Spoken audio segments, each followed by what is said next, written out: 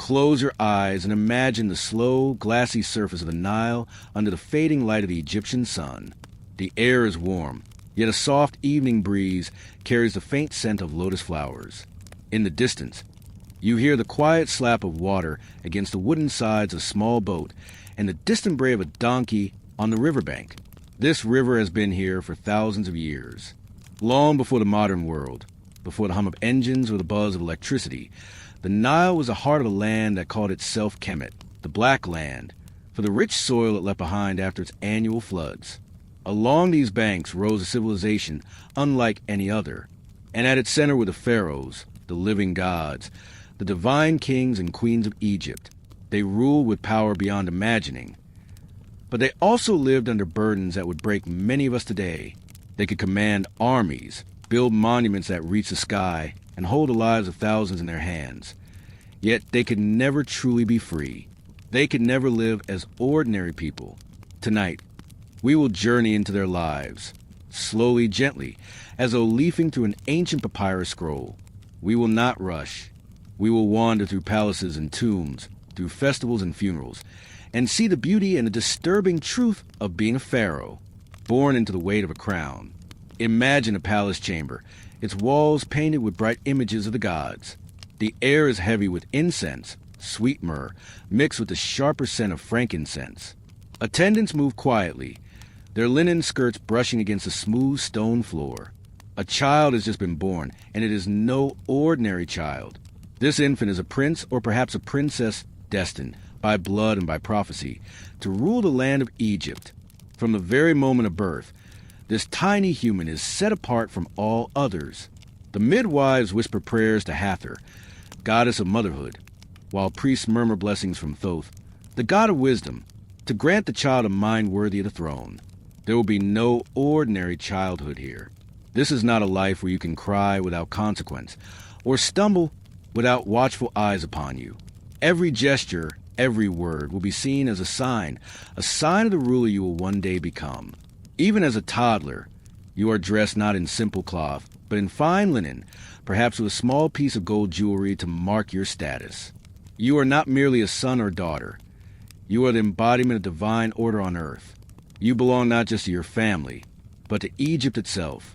And with that belonging comes a shadow, the knowledge that you will one day carry the weight of the crown. Childhood in the palace, a gilded cage. The palace is vast. Corridors lined with columns stretch on like endless stone forests. Pools of clear water glimmer in open courtyards, and servants carry trays of fruit, figs, dates, and pomegranates. It is beautiful, but for a royal child, it can also feel like a cage. You cannot wander the streets of Thebes or Memphis like other children. You will not splash in the river with the fishermen's sons or chase goats through the fields. Your playmates are chosen for you, the children of nobles, the sons of high priests, the daughters of generals. Your lessons begin early. A scribe teaches you to write in careful, delicate hieroglyphs, each symbol a sacred gift from Thoth. You learn mathematics, not for trade, but to count grain supplies, to measure the boundaries of land after the Nile's floods.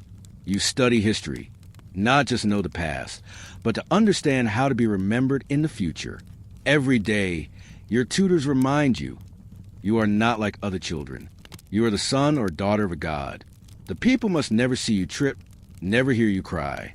To them, you must be perfect, even if you're still small enough to clutch a toy in your hand. The palace walls keep you safe, but they also keep you apart. The divine burden of kingship. When the crown finally rests upon your head, you become more than human in the eyes of your people. You are now the living Horus, the falcon god who soars above the land. You are the bridge between the gods and the world of men. This is not just politics. It is religion.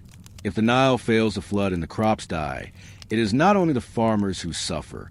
It is you who will be blamed for failing to keep Ma'at, the balance and harmony of a universe. If foreign enemies invade, if plague strikes, if the sky itself darkens with storms, the people will whisper that the gods are displeased with their pharaoh. Each morning begins with ceremony.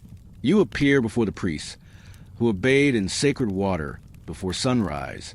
Incense curls in the air as they chant your titles. Son of Ra, beloved of Ammonius, Lord of the Two Lands. You bow before statues of the gods, presenting offerings in a ritual that has been performed for centuries. But once the rituals end, the work begins.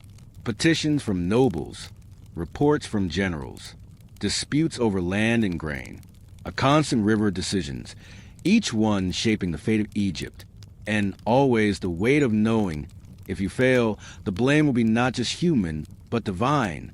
Court life, power and paranoia. The royal court glimmers like gold in the sun. You walk through grand halls with polished limestone floors, past towering columns painted in the colors of the Nile, deep blue, papyrus green, lotus white. The air is scented with burning myrrh, and the walls are alive with painted scenes of victories, festivals, and offerings to the gods. Everywhere there are people, noblemen in pleated linen skirts, officials carrying scrolls, generals wearing gold collars heavy enough to hurt the neck, musicians strum harps softly in the background. Servants move quietly, pouring wine or fanning the air to keep the heat away. It is a place of beauty, and yet, beneath the music and the perfume, you can feel the tension. Every smile could hide a plan. Every bow could conceal a blade. Here, loyalty is a performance. Allies may whisper praise in the morning and plot against you by nightfall. You cannot eat without a food taster. You cannot drink without a trusted servant checking your cup first. Even the guards posted outside your chamber door could be bribed. Some nights, you lie awake and hear the faint sound of footsteps in the hall. Are they just servants or someone creeping closer? And still you must smile. At banquets, you sit on a throne carved from ebony and inlaid with ivory, while dancers perform and guests feast on roasted goose, honey cakes, and imported wines. You laugh at jokes. You listen to flattery. But you never truly relax. Because in the court of the pharaoh, luxury and danger walk hand in hand. Marriage in the royal family. Marriage for a pharaoh is rarely about love. It is about alliances, bloodlines, and the balance of power. The great royal wife. The queen, maybe your sister, your half-sister, or a daughter of a noble family chosen to strengthen political ties. To the ancient Egyptians, marrying within the royal bloodline was not seen as strange. It was sacred, a way to preserve divine purity. The queen's role is not simply to be a companion. She is a mother of heirs, the hostess of festivals, the one who appears beside you in temple carvings. But the palace is rarely a home for only one wife. There may be secondary wives, foreign princesses sent as gifts of peace, and countless concubines. With so many rivalries under one roof, the air is often thick with jealousy. Servants whisper about who holds your favor. Children compete for your attention. Mothers scheme to have their son named heir. And if a queen falls from grace, perhaps accused of betrayal or conspiracy, the punishment could be exile or something far worse. Sealed in secrecy, behind the carved stone walls and painted ceilings, the royal family is no different from any other in one way. Love, jealousy, and ambition can tear it apart. The strange truth about luxury. To be pharaoh is to live among treasures most people could never dream of. Your bed is carved from rare wood brought from distant lands. Your clothing is the finest linen, so thin and soft almost floats in the air.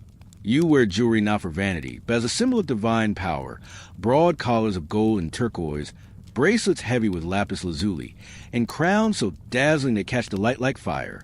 And yet, this wealth comes with its own discomforts. The crowns are heavy, pressing down on your head until your neck aches. The ceremonial robes are hot under the Egyptian sun, and their stiff pleats make movement difficult. Even your food, though rich and abundant, is not without danger. Bread is made from grain ground with stone, leaving tiny grit that wears down teeth. Honey sweetens desserts, but too much sugar damages your gums. Meat, without modern preservation, can spoil quickly in the heat. Parasites, stomach illnesses, and toothaches plague even the mightiest ruler. Luxury is dazzling, yes, but it does not protect you from pain. Religion and fear of the afterlife. No matter how high your throne, death waits for everyone.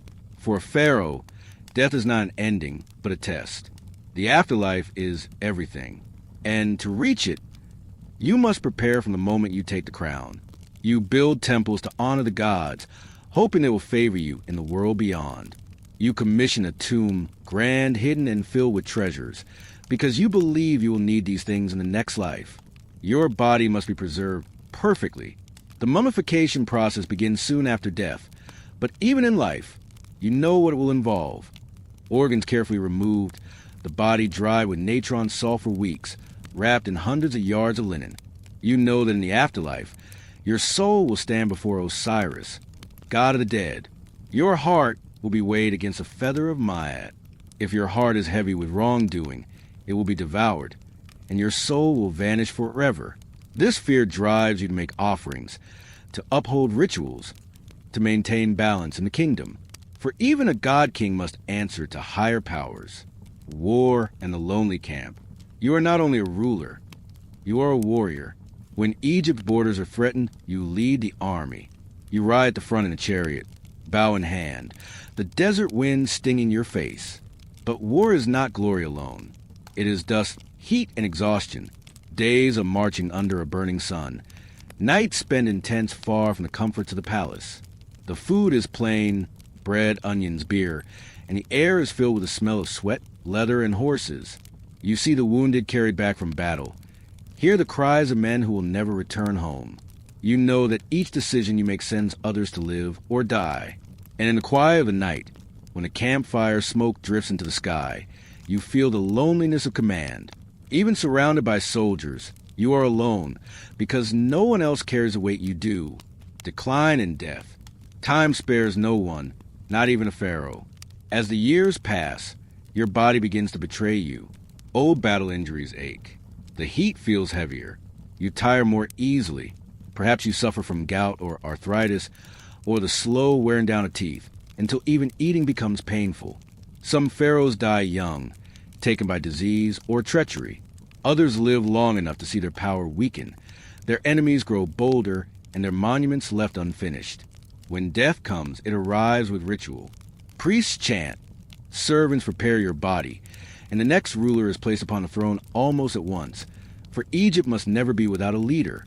You are laid in your tomb with treasures, food, clothing, even boats carved from wood, all meant to serve you in the afterlife. But the disturbing truth is this. Most tombs are robbed within decades. Your treasures stolen, your body sometimes disturbed, your name forgotten. The fragile immortality of a pharaoh. For all their power, pharaohs feared one thing above all, being forgotten. To erase a name from a monument was to destroy a soul. And so, they built to last forever. Pyramids rising against the desert sky. Temples covered in carvings. Statues so tall they could be seen from miles away. Some names endured. Ramses the Great, Akhenaten, Cleopatra. But many more have vanished. Their tombs collapsed, their monuments crumbled, their gods no longer worshipped. The lesson is clear. Even those called gods on earth were still human, bound to time. The Nile still flows, as it did in their day. The sun still rises over the desert. But the palaces are dust, and the voices of the pharaohs are silent. The Nile flows on. And so, the river moves on. It has carried the lives of farmers, priests, soldiers, and kings. It has witnessed feasts and famines, coronations and funerals. It remembers the laughter in the palace gardens and the whispered conspiracies in shadowed halls. It remembers the sound of chariot wheels and the soft rustle of linen robes in temple corridors. The pharaohs believed they would rule forever. But now, all that remains is their story.